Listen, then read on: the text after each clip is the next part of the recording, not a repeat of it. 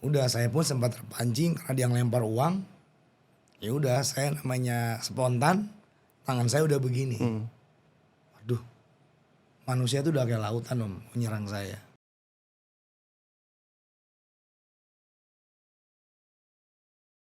Selamat siang teman-teman, sahabat bicara bola. Kembali lagi bersama saya Alfonsius Kelvan.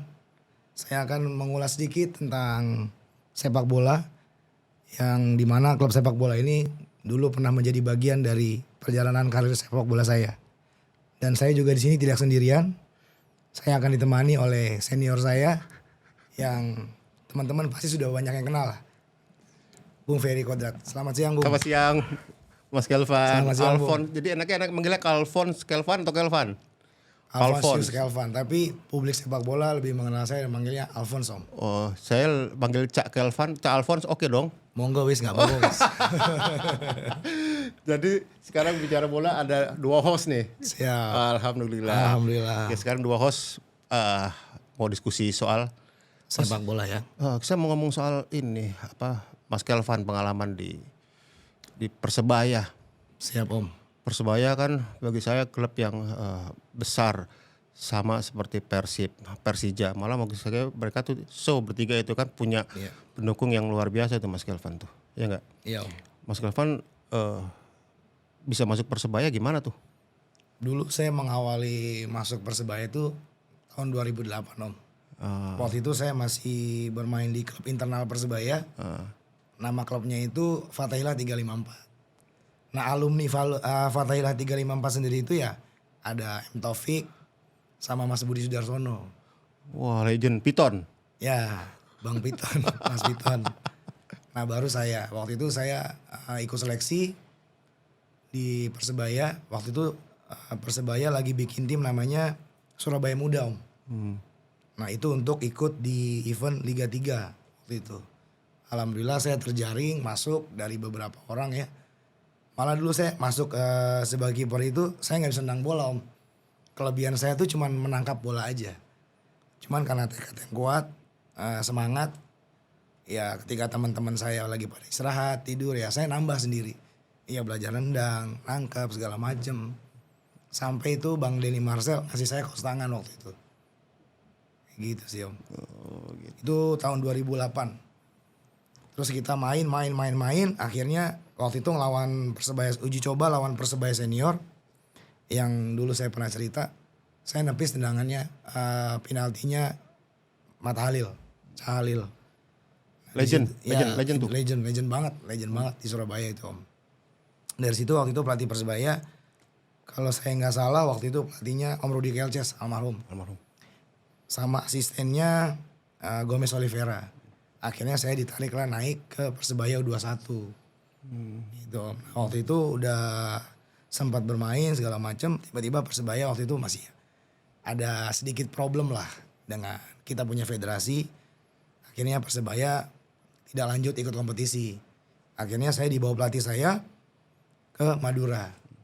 Waktu itu nama timnya Persepam Madura United. Gitu. Dari itu saya main di luar dulu berapa musim. Tahun 2018 saya balik ke Persebaya. Itu om ceritanya. Ini ceritanya 2008 dulu Om wartawan. Oh iya om ya. Wartawan di mana nih om? Suara Baruan dulu Om. Oh, saya dengar pernah sempat di Persebaya juga om ya? Bukan, Om nggak Persebaya. Jadi Om dulu suka meliput bola kan ke setiap kota dulu. Termasuk Om saya dulu meliput Persebaya juara terakhir Liga 2004. Oke. Itu di mana Kurniawan Dwi Yulianto luar biasa di situ tampil. Ada juga Christian Carrasco ya, nggak salah ya. Spiderman om ya. Spiderman, dan itu mainnya juga di Tambak Sari itu. Ya kan. Nah, ini kan dari Persebaya kan pertama juara 96-97. Iya. 97-98 kan nggak ada kompetisi, nggak ada liga. Ya kan karena mungkin krisis moneter ya. Oke. Terus akhirnya Persebaya juara lagi 2004. Ya kan itu sangat fenomenal, dia ngalahin PSM. Ya kan, dan ternyata 4 tahun kemudian seorang Alfonsius Kelvan di Persebaya. Dan tahun 2018 sudah jadi warga Persebaya. Iya om, Dan balik lagi. Dan kalau saya lihat Saya panggil Cak ya. Cak Monggo, Kelvin monggo. sangat dicintai oleh bonek dan masyarakat Persebaya. Iya, Apa karena Mas Kelvin ganteng, apa karena murah senyum, atau karena tongkrongannya kayak Fabian Barthez? Jadi dulu itu kalau saya biasa di mes, jadi teman-teman pulang ke rumah kan kalau libur. Kalau saya pasti jadi penunggu mes om. Jadi kadang saya suka nongkrong-nongkrong sama tukang beca, ngobrol-ngobrol, ngopri. Tapi orang Surabaya itu biasa bilangnya cangkruk. Cangkruk. Ya cangkruan. Cangkruan itu nongkrong ya. Ya di sekitaran mes ngobrol. Ya mungkin dari situlah saya banyak belajar juga untuk saya suka nanya-nanya. Siapa sih bintang Persebaya gini, seperti apa untuk bisa menjadi bintang Persebaya. Ada yang bilang kamu harus kerja keras, kamu harus main di luar dulu. Muter biar kamu bisa langsung balik ke Persebaya senior, masuk Persebaya senior. Oh gitu, ada yang bilang tetap stay semangat, latihan, macam-macam loh. Wah. Cuma itu saya tampung semua. Ya namanya perjalanan karir ya saya harus ke Madura dulu, harus ke PBR dulu, harus ke Persiba Bantul dulu, ke Bali United, ke Persiba Balikpapan. Ujung-ujungnya balik juga ke rumah kan Persebaya. Jadi istilah Om itu mengumpulkan ilmu dulu, ya kan, baik ilmu dari sejarah Persebaya, soal legenda-legenda Persebaya, terus ilmu untuk mengasah diri ke klub lain, baru balik ke Persebaya sudah matang, sangat-sangat matang. Kalau dibilang matang sih, ya hampir sih, tapi saya lebih memilih ya tetap terus belajar loh. Iya. Itu 2018 siapa pelatihnya Persebaya? Dulu itu coach Alfredo Vera. Oh, Ya. Alfredo Vera. Iya. Argentina. Oh, main tango ya. Ya Main bagus, tango. dia suka main dari bawah, main build up om. Makanya waktu itu kan kalau saya kan waktu belum terlalu bisa main build up jadinya kan. Nah kenal sama dia, akhirnya saya bisa main build up, belajar main kaki. Saat itu Cak Kelvin ini sudah jadi kiper utama atau masih Ganti-gantian waktu itu om. sama? Dulu ada saya, ada Dimas Galih, ada Miswar. Ya itu kita bertiga, sama kiper muda dulu ada satu. Ganti-gantian. Cuman emang lebih, ya saya kan itu hitungannya dulu saya kiper senior kan. Jadi saya nggak bimbing kiper-kiper muda gitu. Tapi buat saya mau 1, 2, 3 sama aja. Yang penting kita berjuang bareng-bareng untuk kejayaan Persebaya waktu itu. Iya. Tadi yang pertanyaan saya tadi belum dijawab nih. Apa Kenapa Cak Kelvin kok begitu dicintai sama masyarakat Persebaya? Mungkin karena saya dekat ya sama orang-orang. Dari kalangan bawah sampai ke atas. Iya, dan saya juga mau siapa aja yang mau kenal saya, mau minta foto segala macam, saya welcome. Masya Allah. Dan mungkin yang bikin saya melekat lagi itu mungkin dulu ada sedikit kejadian waktu di Malang om, Stadion Kanjuruhan. Tunggu. Saya jangan ngomong jauh dulu. Saya punya tahu cerita itu di Malang, Kanjuruhan. Tapi sebelumnya saya mau nanya, apakah Mas Kelvin ketika Mas Kelvin kembali ke Persebaya tahun 2018 memakai Persebaya di dada, menangis? Sedikit bangga loh om, bangga akhirnya saya bisa balik ke tempat di mana saya dulu ditempa gitu. Karena sebelum saya menjadi pemain profesional, saya ngawalin karirnya ya di Persebaya. Ya, saya tanya, ada air mata nggak ketika memakai jersey Persebaya? Ada sih waktu itu om, cuma saya nggak nunjukin ke orang-orang. Soalnya malu kan om. Kota kan, sangar, tatoan, orang nangis kan. Jadi sahabat bicara bola terungkap bahwa seorang Alphonse Kelvin air matanya menetes ketika dia memakai jersey Persebaya di dada. Luar biasa. Ini saya merinding nih. Siap, artinya bahwa keterikatan batin antara Mas Kelvin dengan Persebaya begitu melekat. Iya. Ya enggak. Nah, sebelum saya mau nanya pengalaman Mas Kelvin di Kanjuruhan, saya mau ngajak ngopi dulu nih. Ini ada kopi. Ini kopi Uang Emas, ini kopi dari Surabaya ini. Oh gitu om. Surabaya ini kopinya Bonek. Kopinya Bonek, iya, ya? jadi kalau nonton bola tanpa ngopi ini kurang nikmat. Pokoknya kalau arek-arek cangkruk Harus ngopinya uang kudung golek kopi iki rek. Uang emas rek. Uang emas kopinya enak tuh rek. Iya. Berngopi untuk melegakan tenggorokan ono aku FIFA rek. Aku FIFA. Nah Mas Kelvin pengen ketok ganteng biar kelihatan ganteng terus, habis latihan nih harus pakai cuff ini nih buat bersihin muka. Jadi biar bright mukanya dan tambah ganteng, tambah dicintai sama area Surabaya, Mas. Oke, Mas, ini saya tuh agak tergelitik ya ketika banyak yang komentari soal Cak Alphonse ada kejadian di Kanjuruhan. Tahun berapa dan Itu tahun 2018 Om. Waktu kita away ke Malang. Nah itu tuh kita lagi pemanasan sebenarnya Om. Lagi pemanasan, kita lagi main 4-2. Nah teman saya itu nendang bola agak jauh ke tengah. Emang pas saya balik badan, saya nggak mau ambil bola. Saya udah ngeliat di sana itu ada yang turun ke lapangan. Saya ngeliat, nah orangnya kurus kan waktu itu, orangnya kurus hitam. Saya nggak usah sebut nama lah, pokoknya ada oknum supporter. Dia masuk, dia pimpinan supporter waktu itu sama 2 orang. Udah dia jalan, saya ngambil bola. Tiba-tiba dia mengucapkan kata-kata yang kurang pantas ke saya kan. Saya cuman bilang, awakmu tahu aturan apa enggak? Lek kon tahu aturan, sajane kon gak iso mlebu nang kene. Saya bilang kayak gitu. jadi kalau aturan harusnya nggak boleh masuk sini ya, Nggak bisa, Om. ke tempat pertandingan ya. Dan dia tuh niatnya mengintimidasi saya. Udah saya pun sempat terpancing karena dia ngelempar uang. Ya udah saya namanya spontan, tangan saya udah begini. Cuman lagi-lagi saya ingat, harus kontrol karena saya lagi memakai baju Persebaya. Walaupun emang lambangnya Persebaya ini kecil, nama saya lebih gede, lebih jelas dilihat. Tapi ini tetap marwahnya lebih tinggi daripada nama saya.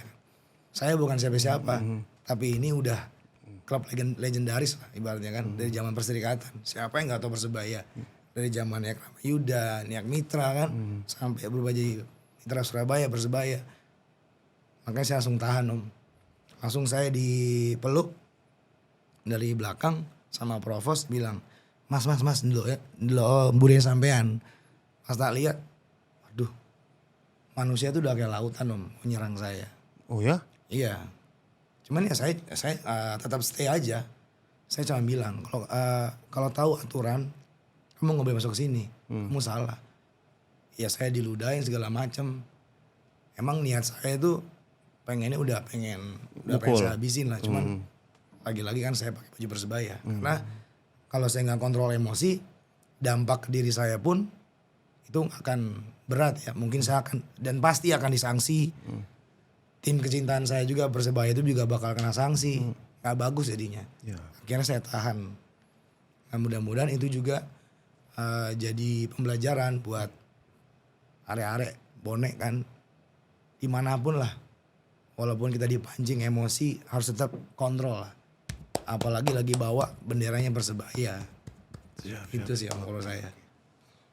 Masa Saki bisa ngomong sampean di Persebaya. Persebaya tuh biasa kalau mau menjelang kompetisi pasti diunggulkan juara. Iya. Bahkan tahun lalu kita sempat dikejutkan loh, Cak. Persebaya sempat menduduki peringkat atas klasemen.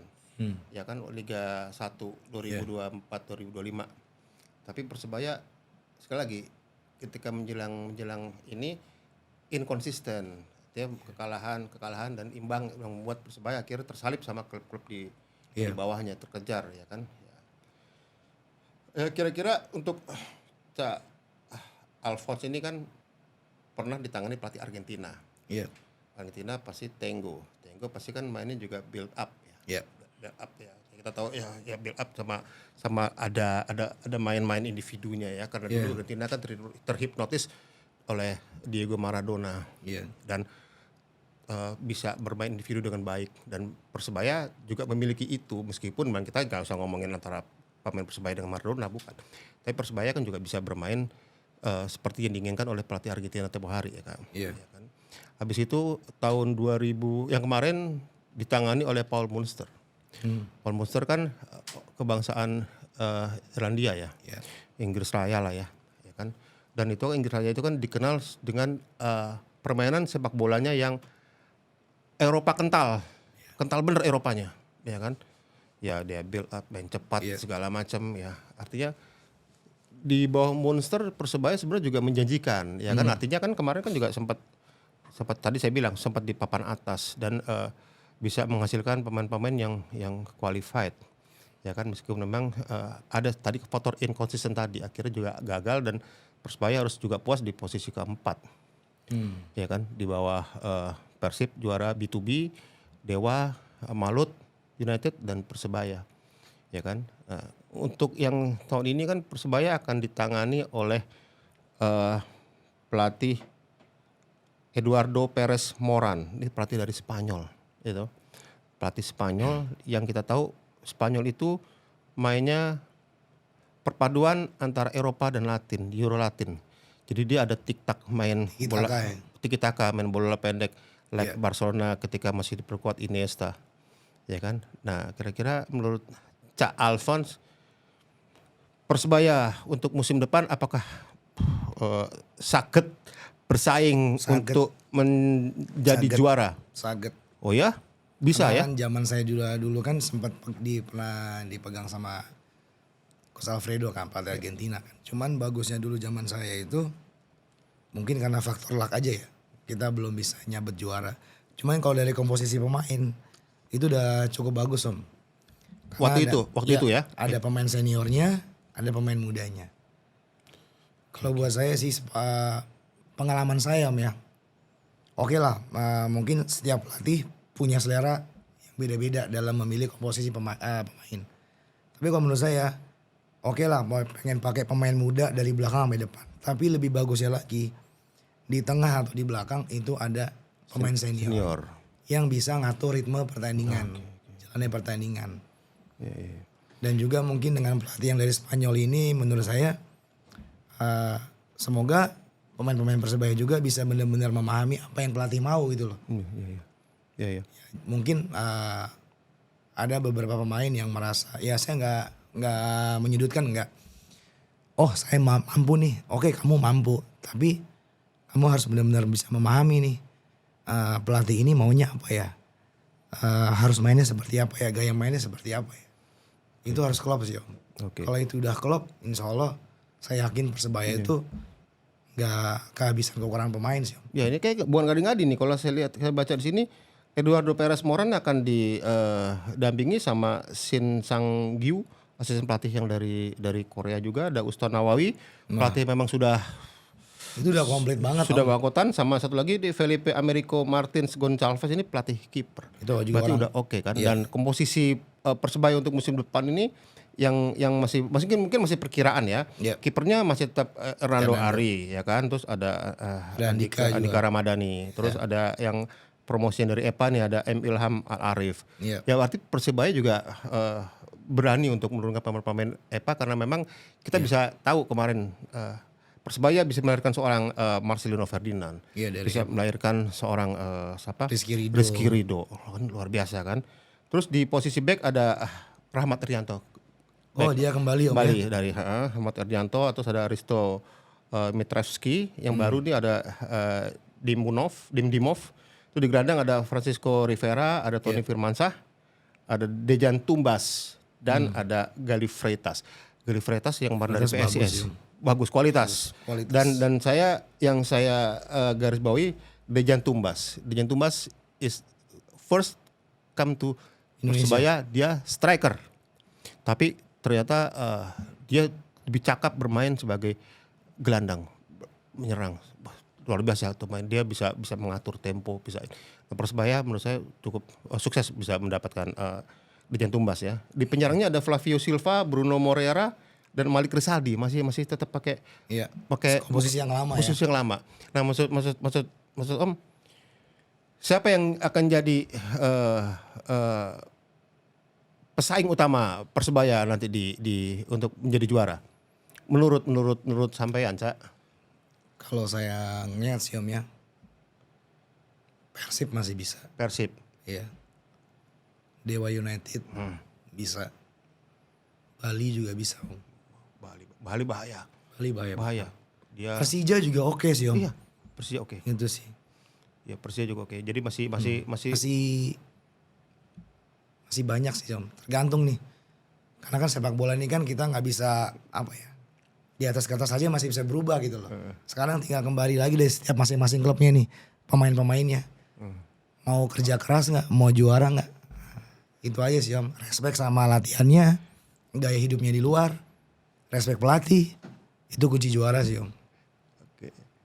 Ya. Terus ono pesan gue pemain Persebaya lah. Kira-kira apa pesannya ya buat dari seorang Cak Alphonse? Buat arek-arek Surabaya ya, pemain Surabaya, tetap solid, ya, tetap kompak. Pokoknya latihan sing apik, kerja keras, wis respect karo pelatih. Apa maneh pelatihnya wis top kan? Iya. Ono legend nang kono wis sering-sering takok, ya apa mbiyen sampean iso juara. Tolong tularkan karo arek-arek iki. Jadi Uston suruh keluar semua ya? Harus banyak. Oke. Iya, terus jangan merasa hebat Om. Selalu menjadi gelas yang kosong.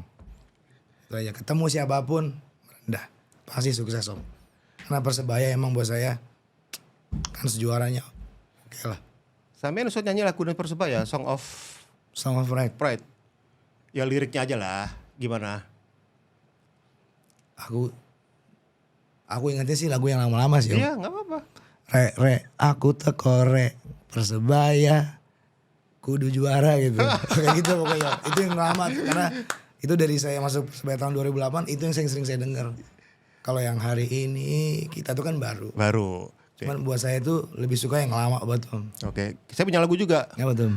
Kau yang mulai, kau yang mengakhiri. Kok gitu tutup pembicaraan kita mengenai hari ini diskusi kita. Siap.